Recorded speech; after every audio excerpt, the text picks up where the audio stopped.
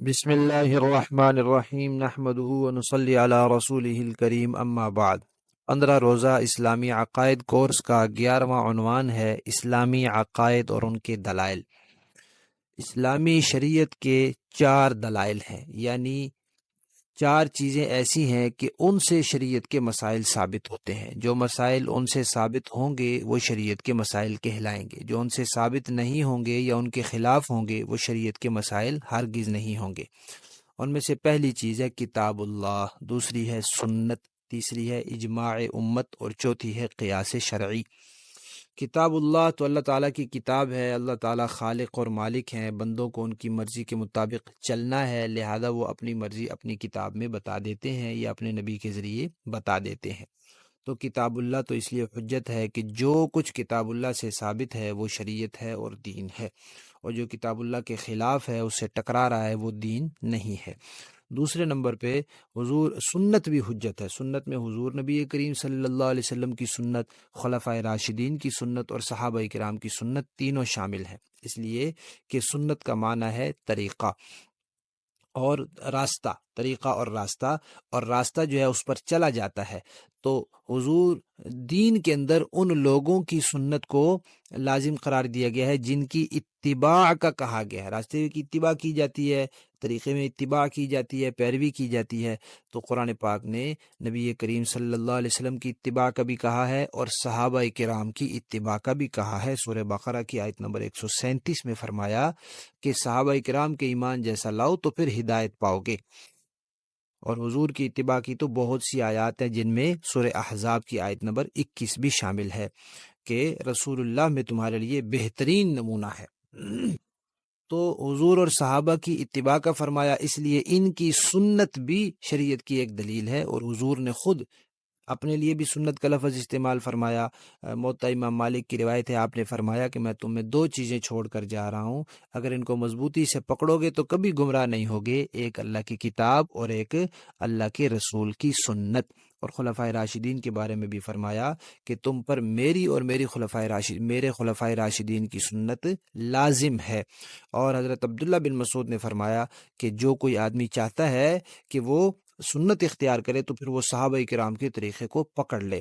تو حضور کی طریقہ بھی سنت، اور خلفائے راشدین کا بھی، اور صحابہ کرام کا بھی۔ تو یہ جو سنت ہے یہ بھی ہماری شریعت کی ایک دلیل ہے، اس سے بھی شریعت کے مسائل ثابت ہوتے ہیں۔ تیسری چیز ہے اجماع امت، یعنی کسی زمانے میں صحیح العقیدہ علماء کسی بات پر اتفاق کر لیں، سارے کہیں کہ یہ مسئلہ ایسے ہی ہے، تو یہ بھی شریعت کی ایک دلیل ہے۔ اس لیے کہ قرآن پاک میں اللہ تعالیٰ نے سورہ نساء کی آیت نمبر 115 میں فرمایا ہے کہ جو آدمی مسلمانوں کے راستے کے علاوہ کسی اور راستے پر چلے گا تو اسے ہم دوزخ میں ڈال دیں گے۔ تو جب سارے علماء صحیح العقیدہ، سارے علماء ایک بات پر جمع ہو گئے تو پھر وہی مسلمانوں کا راستہ ہوا۔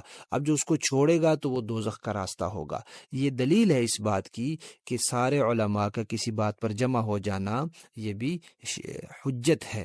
اسی طرح اللہ تعالیٰ نے قرآن پاک میں سورہ بقرہ کی آیت نمبر 143 میں فرمایا وَكَذَلِكَ جَعَلْنَاكُمْ أُمَّةً وَسَطًا، ہم نے تمہیں اعتدال والی امت بنایا ہے۔ تو جب اس امت کے ایک وقت کے سارے علماء کسی بات پر جمع ہو جائیں تو ضرور وہ بات اعتدال والی ہوگی اور درست ہوگی۔ اور نبی کریم صلی اللہ علیہ وسلم کا ارشاد ہے ترمذی شریف میں، آپ نے فرمایا کہ اللہ تعالیٰ میری امت کو کسی گمراہی پر جمع نہیں فرمائیں گے۔ تو امت کسی گمراہی پر، کسی خطا پر، کسی غلطی پر جمع نہیں ہو سکتی، اور جس چیز پر امت جمع ہو جائے یہ دلیل ہے اس بات کی کہ وہ گمراہی اور غلطی نہیں ہو سکتی۔ اس لیے ہم کہتے ہیں کہ کتاب اللہ بھی حجت ہے اور شریعت میں دلیل ہے، اسی طرح سنت حضور اور صحابہ اور خلفائے راشدین کی سنت بھی دلیل ہے، اسی طرح اجماع امت بھی دلیل ہے، کسی زمانے کے سب علماء کا جمع ہو جانا۔ چوتھی دلیل ہے قیاس۔ قیاس کا مطلب یہ ہے کہ کسی چیز کے بارے میں شریعت نے کسی وجہ سے ایک حکم جاری کیا، وہ وجہ اگر کہیں اور مل جائے تو پھر اس پر بھی وہی حکم لگایا جاتا ہے۔ مثلا شریعت نے کہا شراب حرام ہے، کیوں؟ اس لیے کہ اس سے نشہ چڑھتا ہے، تو وجہ جو ہے وہ نشہ چڑھنا ہے۔ اب جس چیز سے نشہ چڑھے گا وہاں یہی وجہ پائی گئی، لہذا وہاں حکم بھی یہی لگے گا، اس کو حرام کہا جائے گا۔ چرس سے نشہ چڑھے، بھنگ سے نشہ چڑھے، کسی بھی چیز سے نشہ چڑھے تو ہم کہیں گے کہ قیاس کر کے یہ کہیں گے کہ یہ بھی حرام ہے، کیونکہ نشہ چڑھنے کی وجہ سے شریعت نے شراب کو حرام کہا، اس وجہ سے جس چیز سے نشہ چڑھے گا وہ بھی حرام ہوگی۔ تو یہ قیاس ہے، نبی کریم صلی اللہ علیہ وسلم نے خود قیاس فرمایا، صحابہ کرام نے فرمایا، اس کی بہت سی مثالیں دی جا سکتی ہیں جن میں بخاری اور مسلم کی روایات بھی موجود ہیں، ابو داؤد اور احمد، مسند احمد کی روایات بھی موجود ہیں، اور موطا امام مالک کی احادیث ہیں۔ یہ سب ان میں تذکرے موجود ہیں کہ حضور نے بھی قیاس فرمایا اور صحابہ اکرام نے بھی قیاس فرمایا۔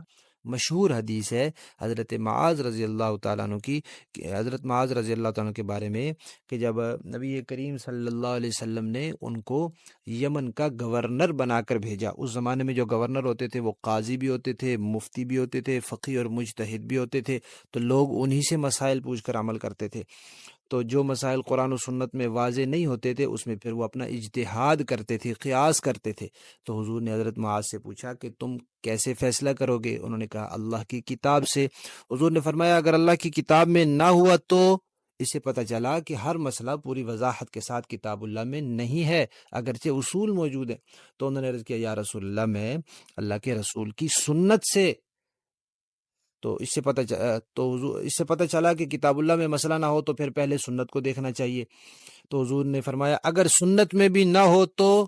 اس سے پتہ چلا کہ ہر مسئلہ پوری وضاحت کے ساتھ سنت میں بھی نہیں ہے۔ تو حضرت معاذ نے کہا یا رسول اللہ پھر میں اپنی رائے سے اجتہاد کروں گا، شریعت کے اصول اور ضوابط کو سامنے رکھ کے، قرآن و سنت کے اصول اور ضوابط کو سامنے رکھ کے پھر میں قیاس کروں گا۔ تو حضور نے خوشی کا اظہار فرمایا اور اللہ تعالیٰ کی حمد کی کہ اللہ تعالیٰ نے اللہ کے رسول کے اس قاصد کو وہ چیز سکھا دی، اس کی توفیق دی جس پر اللہ کے رسول خوش اور راضی ہے۔ تو قیاس پر اللہ کے رسول خوش اور راضی ہوئے، یہ دلیل ہے اس بات کی کہ قیاس بھی حجت ہے، قیاس بھی دلیل ہے۔ تو ہماری شریعت کے یہ 4 دلائل ہیں، قرآن، سنت، اجماع اور قیاس۔ قرآن اللہ کی کتاب ہے، سنت سے مراد حضور، خلفائے راشدین اور صحابہ کی سنت، اجماع سے مراد کسی بھی زمانے کے سارے صحیح العقیدہ علماء کا کسی بات پر جمع ہو جانا، اور قیاس سے مراد وہ آدمی جس کو اللہ تعالیٰ نے اجتہاد کی صلاحیت دی ہے اور وہ اجتہاد کرتا ہے اور قیاس کرتا ہے، تو یہ بھی ایک شریعت کی دلیل ہے۔ لیکن ہم یہ تو عام بات ہے، شریعت کے جو مسائل ہیں وہ ان سے ثابت ہوتے ہیں۔ ہماری گفتگو چل رہی ہے عقائد میں، تو عقیدہ جو ہے وہ قیاس اور اجتہاد سے ثابت نہیں ہوتا، باقی 3 دلیلوں سے عقیدہ بھی ثابت ہوتا ہے۔ عقائد ثابت ہوتے ہیں قرآن پاک سے، عقائد ثابت ہوتے ہیں سنت سے، عقائد ثابت ہوتے ہیں اجماع امت سے۔ یہ بات یاد رکھ لینی چاہیے کہ شریعت کا مسئلہ بنانا تو صرف اللہ تعالیٰ کا کام ہے، نبی کا کام بھی بتانا ہے، صحابہ کا کام بھی بتانا ہے، اور علماء امت کا کام بھی بتانا ہے، اور جو قیاس کرنے والا مجتہد ہوتا ہے اس کا کام بھی بتانا ہے، بنانا نہیں ہے۔ تو جب علماء کسی بات پر جمع ہو جاتے ہیں تو یہ نہیں ان کو خدائی اختیار مل جاتا ہے، نعوذ باللہ، نہیں، وہ بتا رہے ہوتے ہیں کہ یہ مسئلہ شریعت میں ایسے ہے۔ اللہ کے رسول جب کوئی حکم دے رہے ہوتے ہیں تو وہ بتا رہے ہوتے ہیں کہ اللہ کے ہاں یہ مسئلہ ایسے ہے، اللہ تعالیٰ نے یہ مسئلہ شریعت میں ایسے بیان کیا۔ تو اسی طرح مجتہد جب قیاس کر رہا ہوتا ہے تو وہ یہ بتا رہا ہوتا ہے کہ قرآن و سنت کی روشنی میں یہ سمجھ میں آ رہا ہے کہ یہ مسئلہ شریعت میں ایسے ہے، مسئلہ بنا نہیں رہا ہوتا، بنانے کا اختیار صرف اللہ تعالیٰ کو ہے۔ لہذا یہ 3 دلائل سے عقائد ثابت ہوتے ہیں، قرآن، سنت اور اجماع سے۔ تو جو عقیدہ ان سے ثابت ہے وہ اسلامی عقیدہ ہے، اور جو ان سے ثابت نہیں یا ان سے ثابت شدہ چیز کے خلاف ہے وہ ہرگز اسلامی عقیدہ نہیں ہے۔ یہ بات اچھی طرح یاد رکھ لینی چاہیے۔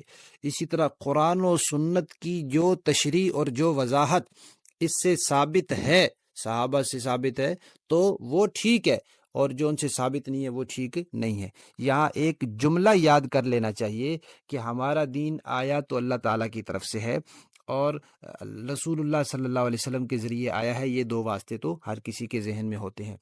پھر وہ صحابہ کرام، ائمہ دین اور 1400 سال کے اہل سنت علماء کے ذریعے ہم تک پہنچا ہے۔ صحابہ کرام، ائمہ دین جن میں 4 بڑے ائمہ اربعہ حضرت امام ابو حنیفہ، امام مالک، امام شافعی، امام احمد بن حنبل رحمہم اللہ ہیں، اور بھی ائمہ شامل ہیں۔ تو ہمارا دین صحابہ کرام، ائمہ دین اور 1400 سال کے اہل سنت کے ذریعے ہم تک پہنچا ہے، لہذا جو عقیدہ اور عمل ان سب سے ملے گا وہ ٹھیک ہے، جو ان سے ہٹ کر ہوگا وہ غلط ہے، اور قرآن و سنت کی جو تشریح یہ حضرات سے چلی آئے گی وہ ٹھیک ہے، اور جو ان حضرات سے ہٹ کر ہوگی وہ 100% غلط ہے۔